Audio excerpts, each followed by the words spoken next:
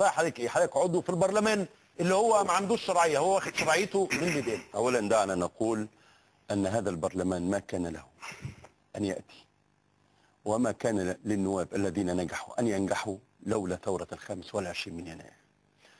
وثوره 25 من يناير لا تعني فقط ميدان التحرير ولكن كل الميادين، ربما ميدان التحرير هو الرمز الاكثر نعم الرمز يعني الاكثر بنقول بس المعنى يعني الاكثر شهرة، ولكن بالتاكيد كل هذه الميادين صح. كانت سبب اساسي ورئيسي في ان ياتي برلمان بانتخابات نزيهه وحره، كانت السلطه وكانت الاداره فيها محايده تماما. دي واحد. اثنين، انا لا ارى اي تعارض ما بين البرلمان وما بين الميدان. الميدان هو ضمير الشعب المصري، هو وقت الأزمة ووقت الموقف دائما يتحرك الشعب المصري.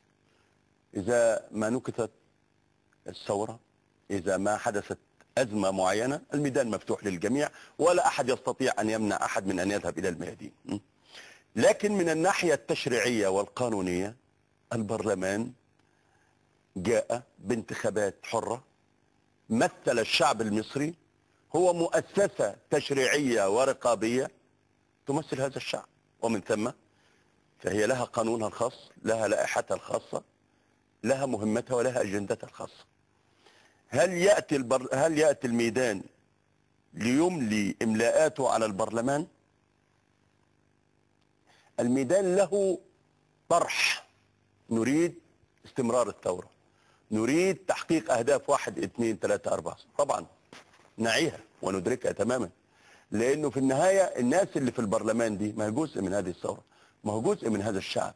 هي الناس جابتهم ازاي بالاساس؟ جابتهم لتاريخ، لمواقف. 500 جنيه بيقول لك. لا يعني لا اسمح لي يعني لا يعني اذا كان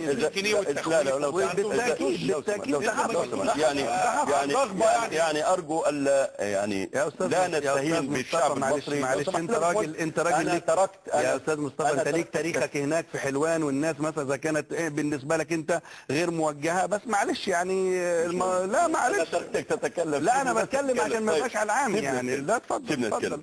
اولا الشعب المصري بعد الثورة أدرك لأول مرة إنه في حاجة ممكن يثق فيها، إنه يقدر يروح انتخابات وصوته تبقى له قيمة. الناس اللي احنا شفناها في الاستفتاء ما كانتش كلها طالعة لمجرد إن المساجد قالت يا إخواننا إما كذا وإما كذا، لا، ناس كانت واعية وفاهمة، تتفق أو تختلف مع اللي قال الدستور أولا ولا قال لك أوكي مش مشكلة، لكن الناس ذهبت إلى هناك وأعطت صوتها بقناعة. دي نمرة واحد. نمرة اثنين، كذلك الحال في الانتخابات البرلمانية. الناس ليه مثلا مادي النهارده مجلس الشورى ليه طلعت بنسبة لا تزيد حتى عن يمكن 10%؟ لأنها تعب بالظبط. تاريخه معروف يعني. يبقى في وعي بقى، يبقى في وعي، لأنه في أصلا غير معول عليه، يعني غير معول عليه. لا يعني اللي اختار ده ورفض ده يبقى في وعي، يبقى في وعي. علمك على فكرة ممكن الناس أصلا يعني مش في دماغها ال 500 جنيه على مجلس الشورى كمان يعني.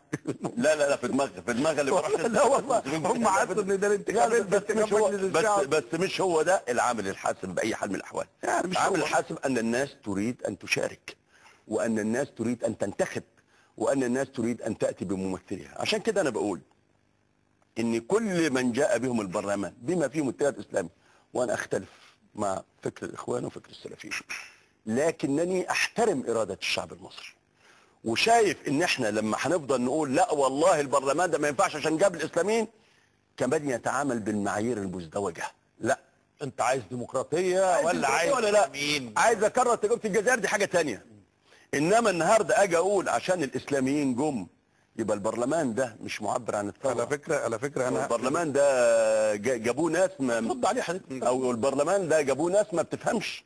الحقيقه دي هتبقى يعني بدايه ازمه حقيقيه، لانه احنا معنى كده بقى البرلمان ده مش عاجبنا نحله، رئيس الجمهوريه جه بقى نمشيه، وهكذا الحال، نظل ندور في حلقة مفرغة. البلد ما ده بيتعارض مع كلام حضرتك، لأنه